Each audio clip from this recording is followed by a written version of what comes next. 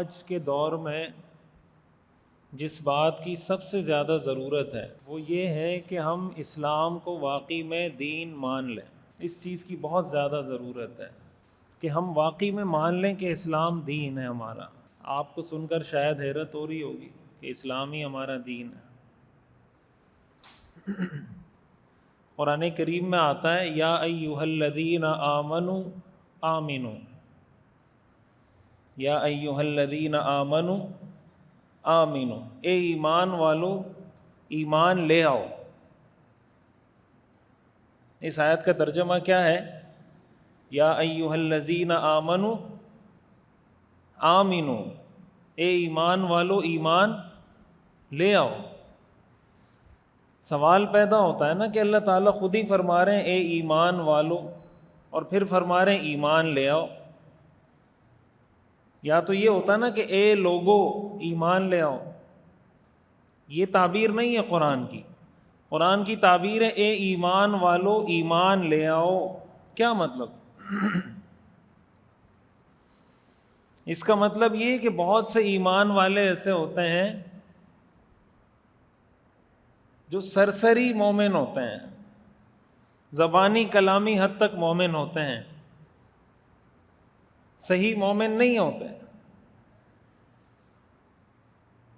اسلام کو دین ماننے کا کیا مطلب؟ اسلام کا مطلب ہوتا ہے سر جھکا دینا۔ اسلام کا لفظی مطلب ہے سر جھکا دینا، اس کو کہتے ہیں اسلام۔ قرآن کریم میں آتا ہے نا فلما اسلم، حضرت ابراہیم اور حضرت اسماعیل علیہ السلام کا جو واقعہ ہے اس کے بارے میں آتا ہے کہ جب وہ دونوں اسلام لے آئے، اسلام کا مطلب جو ان دونوں نے سر جھکا دیا۔ مسلم کہتے ہیں اس شخص کو جو اللہ کے سامنے اپنا سر جھکا دے، اس کو کہتے ہیں مسلم۔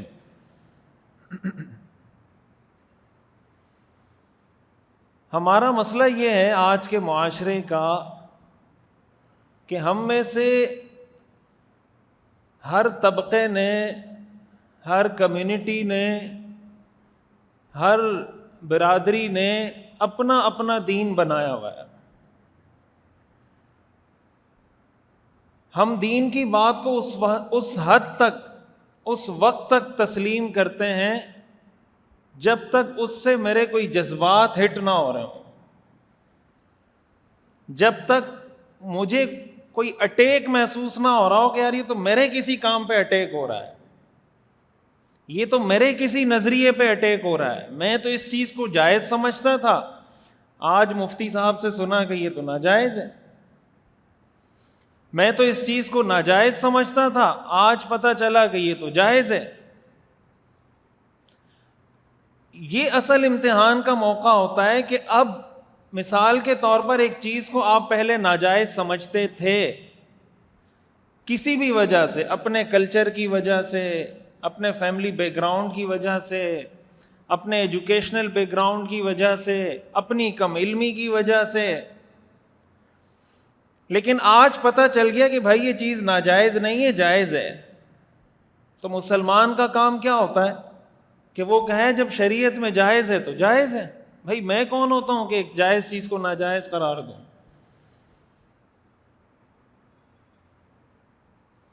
یہی معاملہ ہے کہ آپ کسی چیز کو جائز سمجھ رہے تھے، بعد میں پتہ چلا کہ یہ ناجائز ہے۔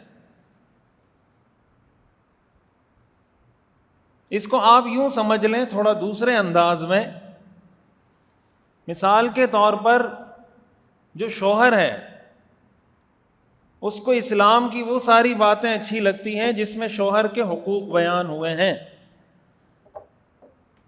اور جو بیوی ہے اس کو اسلام کی وہ ساری باتیں اچھی لگتی ہیں جس میں بیوی کے حقوق بیان ہوئے ہیں۔ جب شوہر کو آپ بیوی کے حقوق بتائیں گے اور بیوی کو شوہر کے حقوق بتائیں گے تو بہت سی جگہوں پر دونوں کو تکلیف ہوگی۔ دونوں کو کیا ہوگی؟ تکلیف ہوگی۔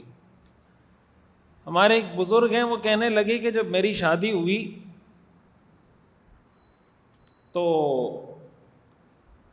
2 کتابیں چھپی ہوئی ہیں نا، تحفہ دلہا اور تحفہ دلہن، آپ نے نام سنا ہوگا، مولانا حنیف عبد المجید صاحب کی کتاب ہے تحفہ دلہا اور تحفہ دلہن، کہ دلہن کو کیا کرنا چاہیے اس پہ ایک کتاب لکھی ہے، دولہا کو کیا کرنا چاہیے اس پہ ایک کتاب لکھی ہے۔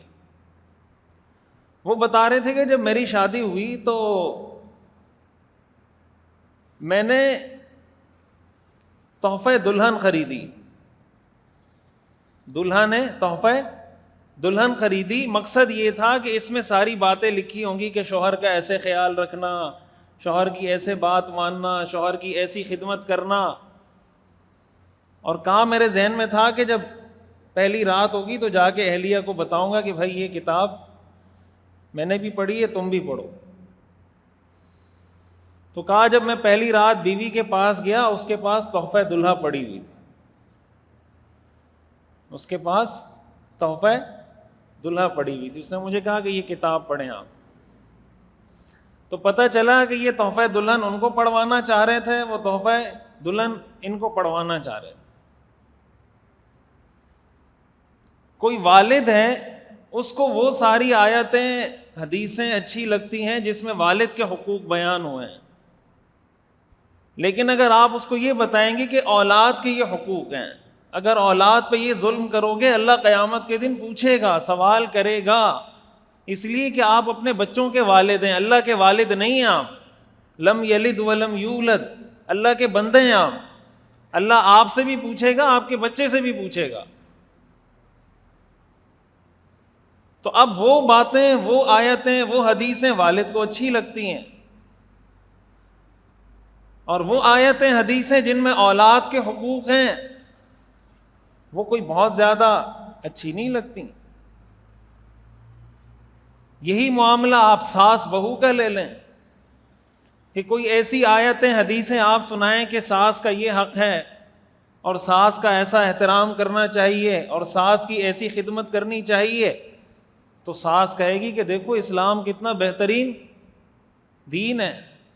لیکن اسی ساس کو اگر آپ بتائیں کہ بہو کے بارے میں قرآن حدیث میں یہ بتایا گیا ہے کہ بہو کا آپ نے اس طرح خیال رکھنا ہے اور بہو کے ساتھ اس طرح شفقت سے پیش آنا ہے اور بہو کو بیٹی کی طرح رکھنا ہے، یہ باتیں ساس کو سمجھ میں نہیں آتی۔ قرآن کریم میں اللہ تعالیٰ فرماتے ہیں یا ایھا الذین آمنوا آمنوا، اے ایمان والو ایمان لے آؤ، اے ایمان والو ایمان لے آؤ۔ یہ جو تم اپنے آپ کو دھوکہ دے رہے ہو، اپنی اپنی مرضی کا دین چھوڑ دو۔ اللہ نے تمہارے لیے جس دین کو پسند کیا ہے وہ اسلام ہے، وہ اسلام ساس کے لیے بھی ہے، وہ بہو کے لیے بھی ہے، وہ سسر کے لیے بھی ہے، داماد کے لیے بھی ہے، والدین کے لیے بھی ہے، اولاد کے لیے بھی ہے، شوہر کے لیے بھی ہے، بیوی کے لیے بھی ہے، سب کے لیے وہی اسلام ہے۔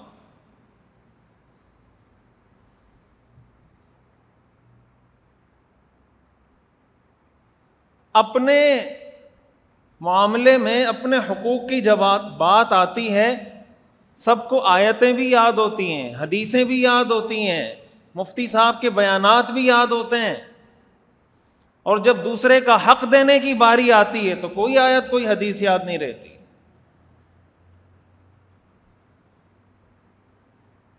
میں ایک سوال کرنا چاہتا ہوں، یہاں جتنے ایسے لوگ بیٹھے ہیں جن کی اولاد ہے،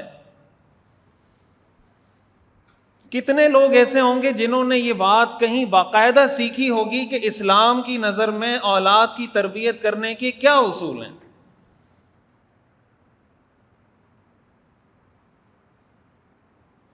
باقاعدہ کسی نے یہ سیکھا ہو کہ اسلام ہمیں کیا بتاتا ہے، اللہ کے رسول صلی اللہ علیہ وسلم نے اپنی اولاد کی کیسے تربیت کی تھی،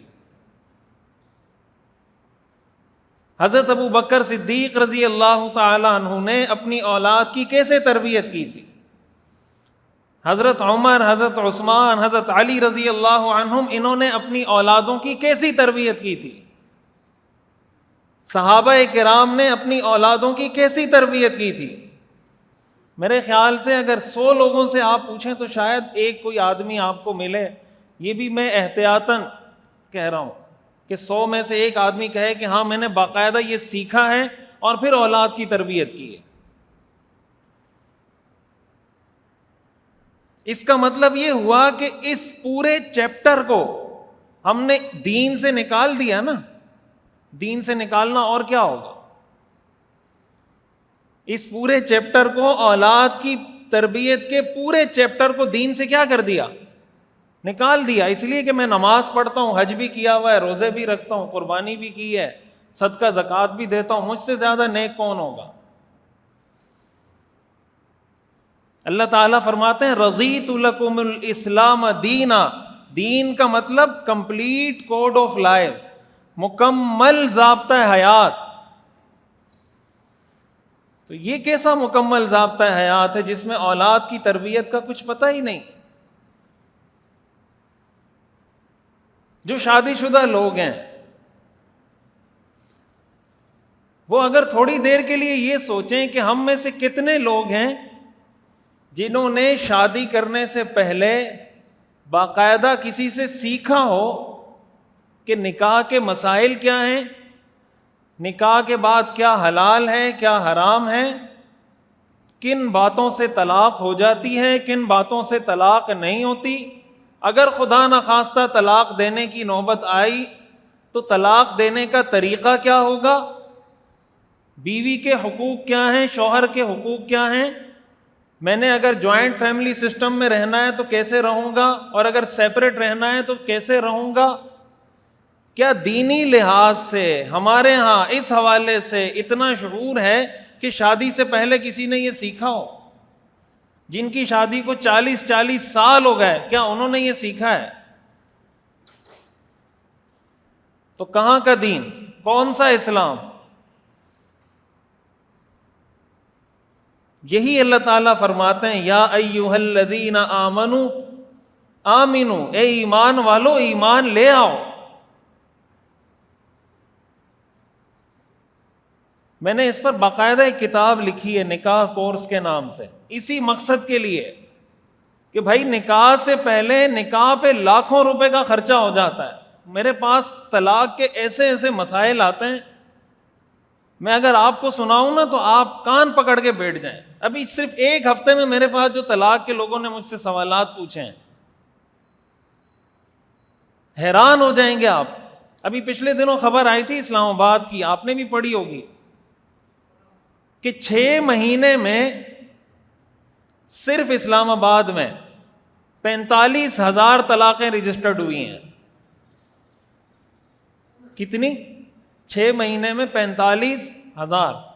ایک گھنٹے میں تقریباً 38 طلاقوں کی ایوریج بنتی ہے کہ ایک گھنٹے میں 38 طلاقیں ہو رہی ہیں. اور یہ صرف اسلام آباد کی، اور ان طلاقوں کی بات ہے جو رجسٹرڈ ہوئی ہیں. کتنے لوگ ہیں جو رجسٹرڈ ہی نہیں کرواتے طلاق؟ تو یہ ہمارا معاشرہ کس طرف جا رہا ہے؟ اب نہ جانے کراچی میں کتنی ہوں گی، لاہور میں کتنی ہوں گی، پشاور میں کتنی ہوں گی، اور شہروں میں کتنی ہوں گی. کیوں؟ وجہ اس کی یہ کہ لاکھوں روپے خرچ کر دیے. نکاح سے پہلے نکاح کا کوئی چھوٹا سا کورس ہی کر لیتے، کوئی ورکشاپ ہی کر لیتے، کسی سے سیکھ لیتے. بھائی طلاق دینے کے بعد بھی تو آتے ہیں نا مفتی صاحب کے پاس، تو طلاق دینے سے پہلے کیوں نہیں آتے؟ جب طلاق دینے کے بعد مفتی صاحب کے پاس آ رہے ہیں تو اس سے 10 منٹ پہلے آ جاتے کہ مفتی صاحب طلاق دینے کا طریقہ ہی بتا دیں.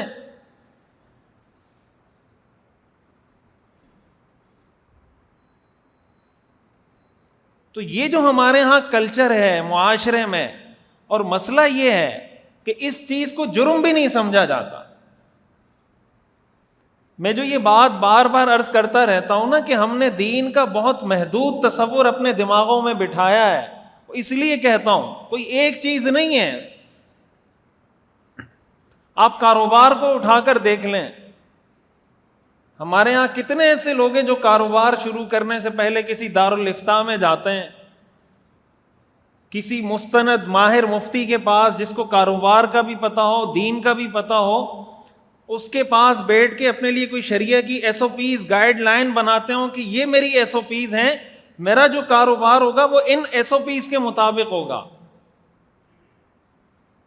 ہمارے ہاں تو یہی تصور ہے کہ کاروبار حلال ہے اور سود حرام ہے. کاروبار میں کچھ بھی کرو تو حلال ہے.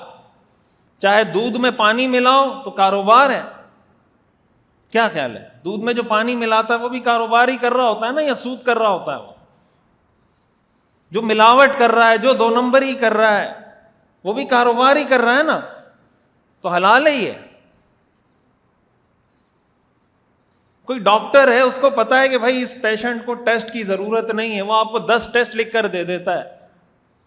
کیوں؟ اس لیے کہ لیبارٹری والوں کے ساتھ اس کا کمیشن ہے, تو حلال ہے.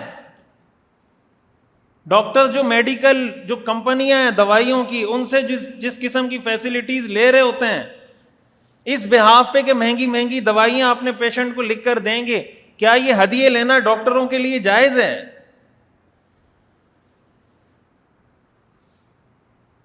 آپ جب ان ساری چیزوں کا تجزیہ کریں گے نا تو آپ کو لگے گا کہ دین تو ہم میں شاید 5% بھی نہیں ہے.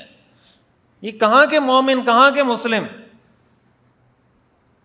میں کسی خاص شخص کی, طبقے کی نہیں, میں اوورآل ایک سوسائٹی کا جو ایک ریالٹی ہے وہ پیش کر رہا ہوں آپ کے سامنے, اور ظاہر ہے کہ اس کو کوئی ڈینائی کر نہیں سکتا. تو جب اسلام کا اتنا محدود تصور ہمارے دماغوں میں ہوگا تو اسلام کی برکتیں ہمیں کیسے ملیں گی؟ اسلام پر اللہ نے جو وعدے کیے ہیں کہ تم مسلمان ہو جاؤ, میں تمہیں یہ برکتیں عطا کروں گا, تو ہم مسلمان کہاں ہوئے؟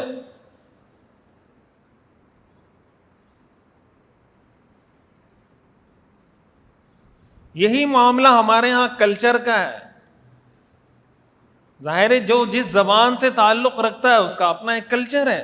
غیرت اور بغیرتی کا ایک تصور ہے ہمارے ہاں کہ کون آدمی غیرت مند سمجھا جائے گا, کون آدمی بغیرت سمجھا جائے گا, کون آدمی نیک سمجھا جائے گا, کون آدمی برا سمجھا جائے گا. کسی مولوی صاحب کو اگر بازار میں دیکھ لیں, اور خصوصاً اگر وہ بازار میں اپنی اہلیہ کے ساتھ گیا ہوا ہو, تو لوگ کہتے ہیں یار مولوی صاحب جمعہ بھی پڑھاتے ہیں, بازاروں میں بھی گھومتے ہیں.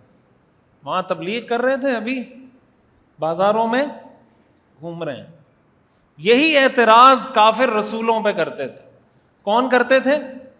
کافر رسولوں پہ کرتے تھے. یہ اعتراض مومنوں کا نہیں ہے, اور قرآن نے اس کو ذکر کیا ہے. ما لہذا الرسول یأکل الطعام ویمشی فی الاسواق. یہ کیسا رسول ہے, کھانا بھی کھاتا ہے, بازاروں میں بھی پھرتا ہے. رسول ایسے ہوتے ہیں. ما لہذا الرسول یأکل الطعام ویمشی فی الاسواق. اللہ تعالیٰ نے قرآن کریم میں فرمایا ہم نے جتنے رسول بھیجے ہیں سب کھانا بھی کھاتے تھے, سب بازاروں میں بھی جاتے تھے. الا انہم لیأکلون الطعام ویمشون فی الاسواق. سب کھانا بھی کھاتے تھے, سب بازاروں میں بھی جاتے تھے. تو بازار میں جانا کتنے لوگوں کی نظر میں گناہ کا کام ہے؟ یہ دین ہے؟ کوئی اگر اپنے بیوی بچوں کو گھمانے پھرانے لے جائے, خصوصاً اگر کوئی نیک آدمی سمجھا جانے والا, کوئی مولوی صاحب, کوئی حاجی صاحب, کہیں آئس کریم کھلانے لے گیا, کوئی کھانا کھلانے لے گیا, کہیں پارک میں گھمانے لے گیا, لوگ کہتے ہیں یار یہ دیکھو مولوی صاحب کو دیکھو پارک میں گھوم رہے ہیں. بھائی اللہ نے رسولوں کو بشر کیوں بنایا؟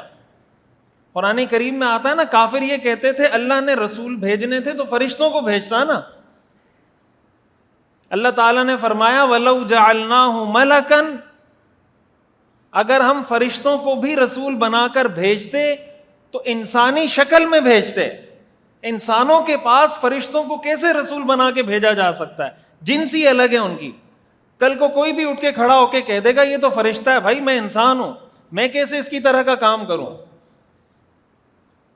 وَلَوْ جَعَلْنَاهُ مَلَكًا, اگر ہم فرشتہ بناتے تب بھی انسان کی شکل میں بھیجتے رسول کو.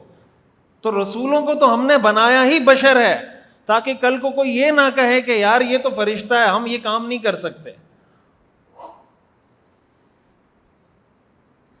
کوئی اگر جوائنٹ فیملی میں بیوی سے اپنی بیوی کے بارے میں والدین کو یہ کہہ دے کہ مجھے اپنی بیوی سے محبت ہے، تو والدین اس کو کیا سمجھتے ہیں؟ اچھا سمجھتے ہیں، برا سمجھتے ہیں؟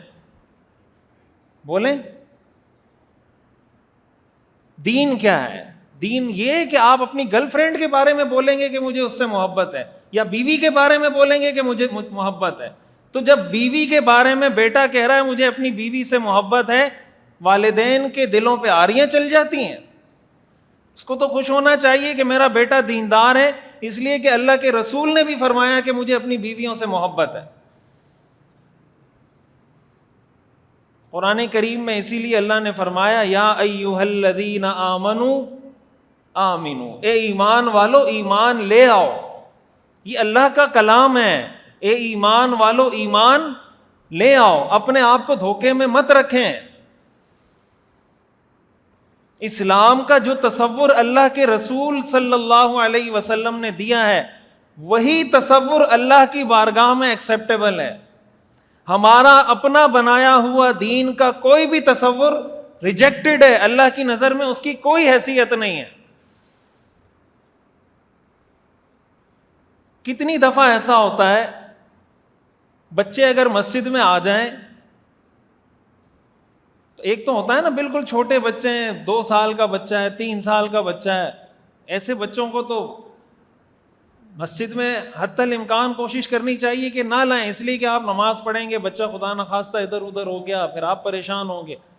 لیکن اگر تھوڑا سا سمجھدار بچہ ہے 5-6 سال کا، ہمارے لوگ بچے کا کیا حشر کرتے ہیں، کوئی ادھر اٹھا کے پھینک رہا ہوتا ہے، کوئی ادھر اٹھا کے پھینک رہا ہوتا ہے، کوئی پیچھے کر رہا ہوتا ہے، اپنے آپ کو نیک سمجھ کے کہ میں تو بہت نیک آدمی ہوں۔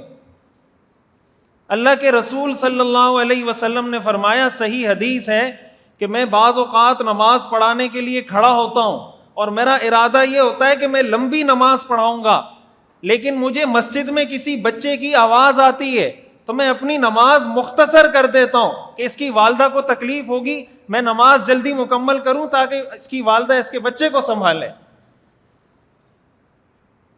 اللہ کے رسول تو نماز میں خیال رکھنے کے نماز لمبی کرنے کا ارادہ تھا، شارٹ کر دی۔ اللہ کے رسول اپنی نماز شارٹ کر رہے ہیں بچوں کی وجہ سے۔